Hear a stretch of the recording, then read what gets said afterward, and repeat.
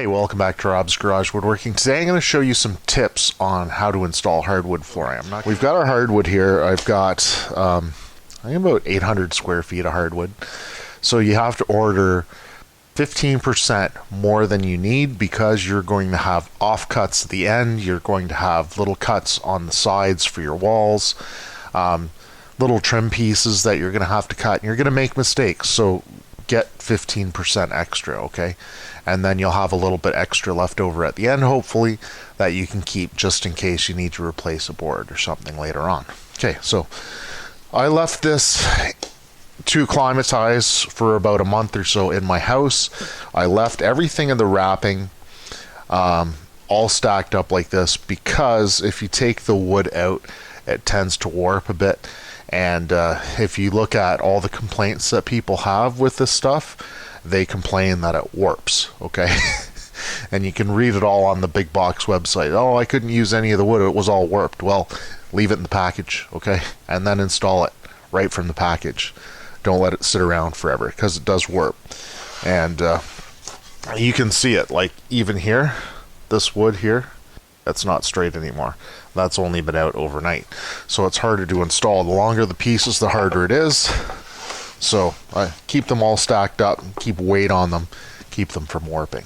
Alright, so you have to start somewhere.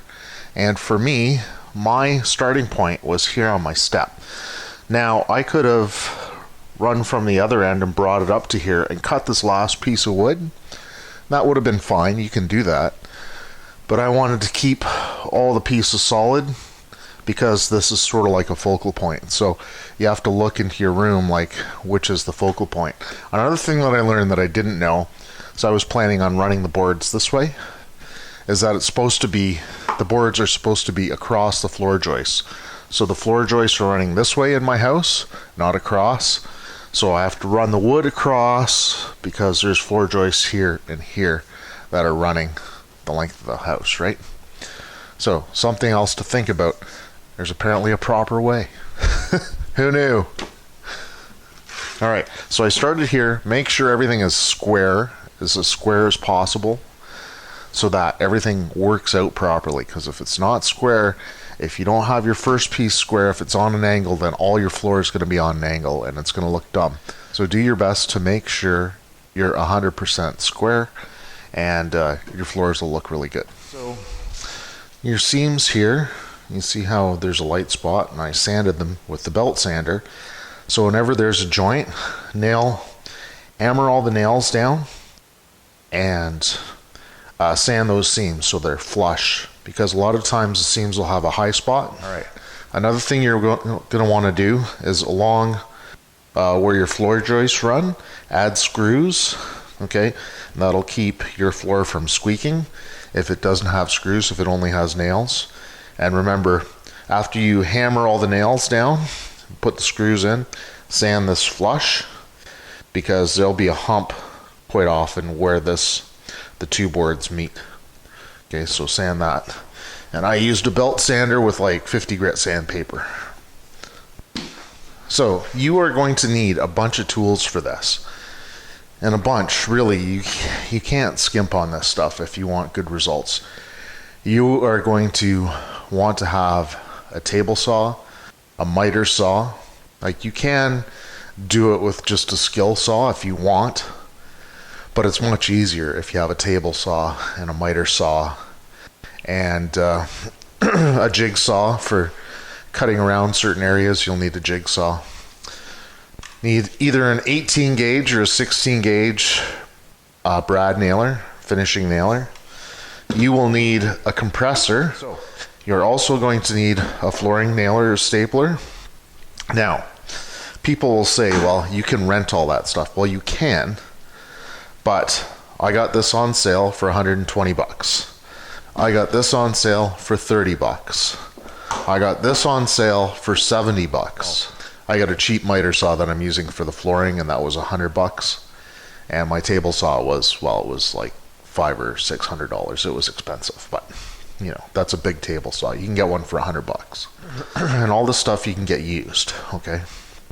So if you want, you can find all that stuff used and save a bit of money, all right? Lower. So you might be wondering why I have a level on my floor. It's not to make sure my floor is level.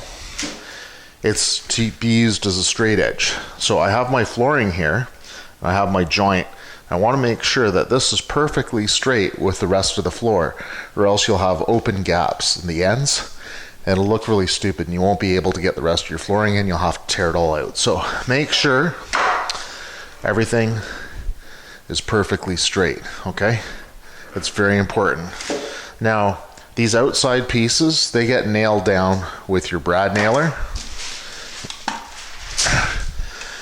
And you can nail it through the tongue, okay? And you can nail it from the top and just fill the holes. And anything along the outside wall will be covered by your trim. Okay, for the trim, I'm going to use baseboard molding, okay, the style. And to fit on the outside of that, it's called doorstop trim or doorstop molding. And this adds more of a thickness to your baseboard because your wood is just like a floating floor. You want to keep it away from the outside wall. They say like half an inch. It's pretty big. So you need something to cover that gap. You put these two pieces together and it'll cover the gap. So your drywall is half an inch thick. So what you need to do is put a shim in behind, and then that's the same thickness as your drywall. And you can put shims in between here, right? Now I'm gonna need another shim there just to thicken it up. Because when you nail this in, it's gonna push back towards the wall and then it will be on an angle. So you wanna shim the outside pieces when you're nailing your first couple of rows in. You can shim it in place. Underneath this wall is a 2x4 that's framed in, so it's good and sturdy. So once you hammer your shims in, that's not going to move.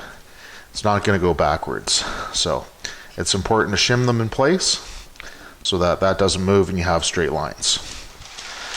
If you pull up the craft paper here, you put the craft paper underneath the flooring. You'll see you have these lines from the OSB, okay? So your walls will not be perfectly 90 degrees. They should be, but they may not be. So a good reference point for your flooring to make sure you're 100% straight is use your OSB to measure from, okay? And then you know whether you're square, you know whether you're running out, okay? You can measure off this flooring here and that'll be as square as possible for your house, okay? Because it goes over the floor joists and that part of the frame is always square as it can be. All right, so a good point of reference. All right, so right here we have a transition. So if you have a couple of bedrooms like I do and you're renovating one bedroom at a time like I am, you can't put in all your hardwood at the same time without clearing everything out, which is the best way to do it, but realistically you can't always do that. So what I've done is I've put in a transition in between where the door is. So basically I ran my floor up, I put this in, I had it sitting there, not quite nailed in yet. I ran my other boards up to it. I got everything all nice and smooth where I wanted it. All right, and then I finalized this. All right, so what we're doing here, the tongue side has to slide in here, but this board's too long. So we leave a gap at the end. We're gonna flip the board over, right? We're gonna line it up. So there's a gap where you're gonna ignore the tongue. I'm just gonna go to the top part. We're gonna come over here. We're gonna see where this board is, and we're gonna mark it. And then we put an X over here. That X means that's the part that you're gonna discard. This is the part that you're keeping. So we're gonna line up the tongue side, slide the tongue in, bring the board down, our fancy mallet, and stand on it, tap it in.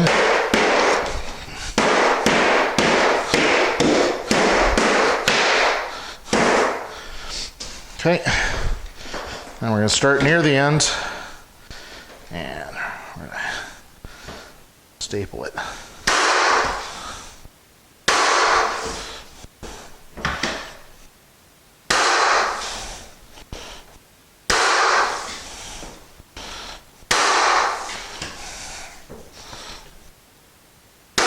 Another thing you're going to not want to do, there is a knot right here. So when I staple this, I want to staple it kind of off to the side of that knot. I can see it through here, and a staple over here. Away from the knot because it'll break the wood. Small crack, but not too bad. So, perfect. Your nailer will only get to about here, right? So the last one you'll be able to use this on without hitting the wall with your hammer, because your hammer's over here, right? You're gonna hit the wall. So, see about the fourth row out from the wall is the last row you can put in with your flooring nailer. So, after that, you wanna put the third row in, or the fourth row in. You have to, you can't really hammer it into place. You can kind of hammer it. Sometimes you hit the wall. So the fourth row and in, you are going to have to push in, and they have these kits available at the store, and they're like floor pullers and stuff, and it's for laminate or hardwood. And you put the floor puller in like this. It's got a little spot on it here. You take your hammer, right? And it's got a little raised portion there, and you're supposed to hammer it in like this. But it doesn't give you enough space between the wall. And this end is not set up properly for your boards, and you will break the tongue or the groove on your boards. So don't use that. So to pry them in to position, I use an old-fashioned pry bar or nail puller. And so you take your board, I'm going to flip it over here. I'm going to flip it over here so you can see it better. So it's here. And if you're forcing it in to here, you'd take a couple of spacer blocks. So I have some other pieces of wood. This is just old cut off MDF pieces. And then you take another piece of flooring, put it up against your wall, stick your pry bar in, and you push like this, and that will set it into the other wood. You just press on it, and then you work your way down. You move everything down, you press on it, and you set your boards fully, okay? And then you can go in with your brad nailer and nail the tongue. And eventually when you get to the second row and the first row, you have to nail directly from the top into the wood, because there's no other way. And you'll put wood filler in those. And you know, you just get the wood filler to match your floor, and that's it. So you don't even see them actually. When you're standing here and all the holes are in the floor here, you can't even see them. So but you're gonna fill those after and make it look perfect, right? All right, so that's it. That's my hardwood flooring tips. Take your time, watch some good videos, and learn all about it. Here's the finished floor in bedroom number 2.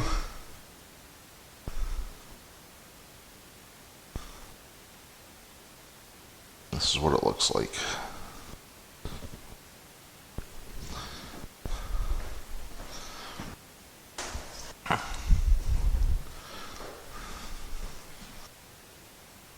We just have to get a cover for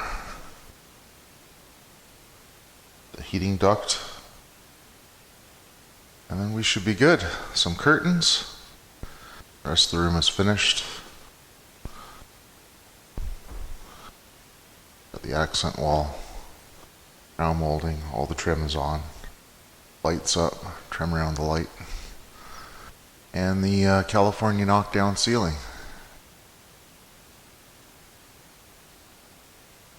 That's it. New outlets, new switches, new door, new closet door.